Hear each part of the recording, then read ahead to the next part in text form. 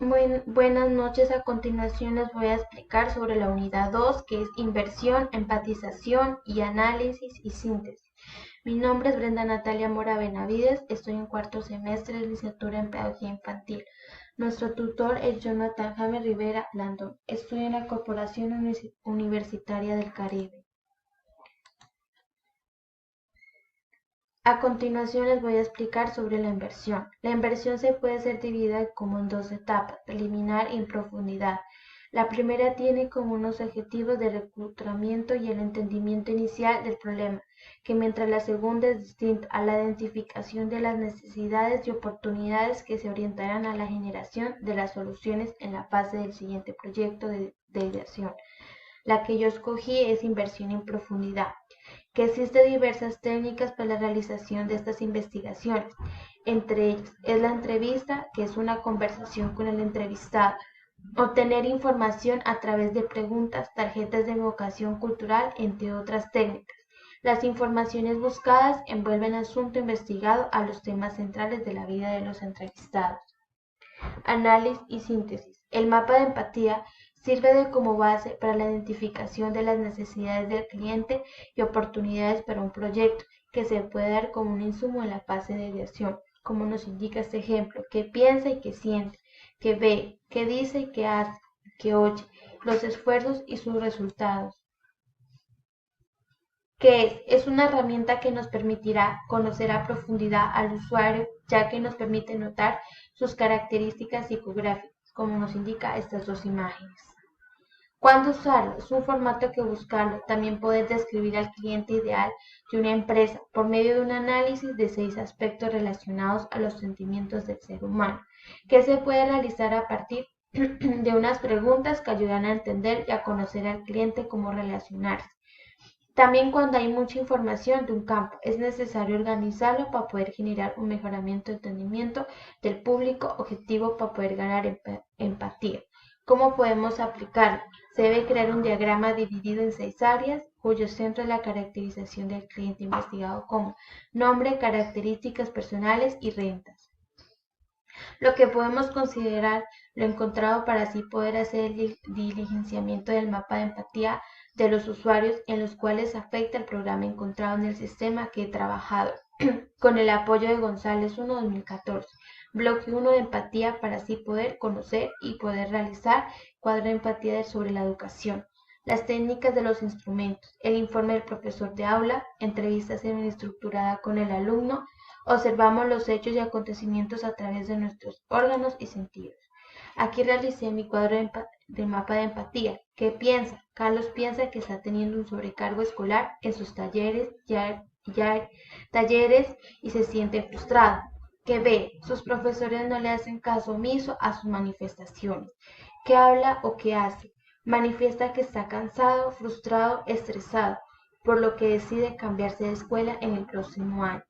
Que escucha que todo su año escolar va a terminar de esta manera. Posiblemente el próximo año iniciará así. Los esfuerzos, el cumplimiento de todos sus deberes y los resultados, obtener excelentes calificaciones.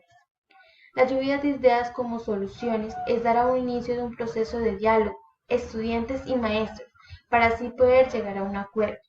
También poder concluir en el trabajo unos ejercicios necesarios para que los estudiantes estudien y presten más atención en clases. Para que los estudiantes creen hábitos y horarios de estudio donde se les permite realizar unas actividades con justo tiempo. Aquí, en el punto de experimentar, realicé una entrevista sobre la educación. Todos estos procesos están con el Days in Time, así pudimos dar solución a esta problemática.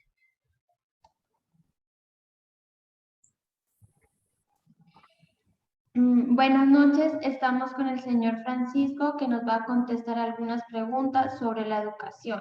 La primera pregunta es: ¿cuáles son los límites de la automatización en el aprendizaje? Disculpa, ¿me la vuelves a leer, Natalia, por favor? ¿Cuáles son los límites de la automatización en el aprendizaje? Bueno, pues lo primero es que automatizar a una persona o a la educación, pues es todo un reto, ¿no? Eso no es no es que se quiera llevar como un medicamento, como que lo podamos delimitar.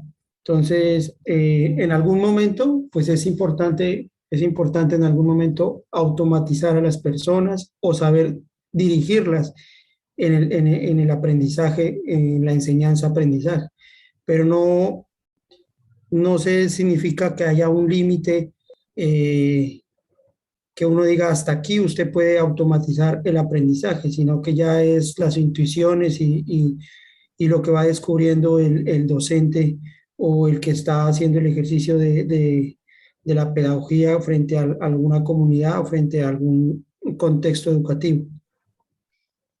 La segunda pregunta dice, ¿cómo podemos facilitar el desarrollo social y laboral de los alumnos?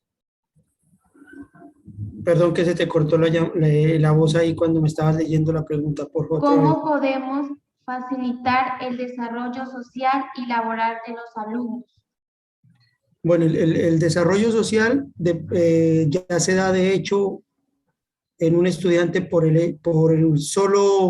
la sola intención de interactuar en un contexto educativo, ya se da el desarrollo social. O sea, la escuela, el escenario educativo, ya solo por el hecho de participar en medio de un contexto de aprendizaje, ya hay desarrollo social. O sea, el desarrollo social se da desde que el estudiante, el niño, la niña, el adolescente, el joven están inmersos en una realidad educativa. Y la parte empresarial, pues sí ya es eh, como algunas intenciones pedagógicas claras que tenga la institución, ¿no? Por ejemplo, hay instituciones que se agremian con el SENA, hay instituciones que buscan en su cátedra o en su currículo agregar el emprendimiento o horas que hagan entender la vida financiera de Colombia. Bueno, entonces ya la parte laboral y la parte empresarial sí ya son intenciones de cada escenario educativo. Dice, ¿cómo podemos adecuar el aprendizaje a la personalidad del alumno?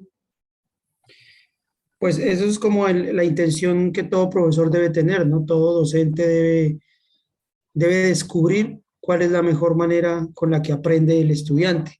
O sea, la persona que quiere vivir ese proceso de enseñanza-aprendizaje, pues si tiene toda la intención, el interés sobre el conocimiento que se está compartiendo, pues el profesor debe tener esa capacidad de descubrir cuáles son los mejores métodos para enseñarle o para transmitirle mejor, para transmitir ese proceso de aprendizaje. Entonces ahí se dan muchas formas, ¿no? Está el estudiante que es más auditivo, el estudiante que es más kinestésico, el estudiante que es más de videos, el estudiante que es más de lectura, pero obviamente el profesor sí tiene que tener unas bases de potencialización del estudiante, que una, por ejemplo, es la lectura. No se puede evitar el ejercicio de la lectura en el escenario educativo, eso es imposible. Pero más allá de eso, también tenemos que descubrir el estudiante de qué manera puede llegar a lograr sus competencias. La siguiente pregunta es, ¿cómo podemos incorporar en la escuela lo que realmente le pasa a los alumnos? Pues mira, es importante que la escuela no se puede, a la escuela llegan los estudiantes con toda una problemática o con toda una vida social. O sea, el estudiante no deja su realidad familiar, ni tampoco deja su realidad social, ni tampoco deja su realidad económica cuando llega al colegio. En el colegio llegan con toda esa realidad, con quienes tienen más oportunidades, con quienes no tienen tantas oportunidades, a veces con hogares fuertes, pero también a veces con hogares y mucho más con hogares que se están construyendo, se están constituyendo de otra manera, con crisis económica muy fuerte. Entonces el estudiante llega con todo eso, con un mundo afectivo, con un mundo social, y frente a todo eso, pues toca, el profesor tiene que intentar saber comprender esas situaciones, saber llevarlas, no alejarse de eso, enseñar sobre esos temas, no alejarse sobre esas realidades, dirigir su aprendizaje y sus reflexiones sobre lo que le vive el estudiante día a día.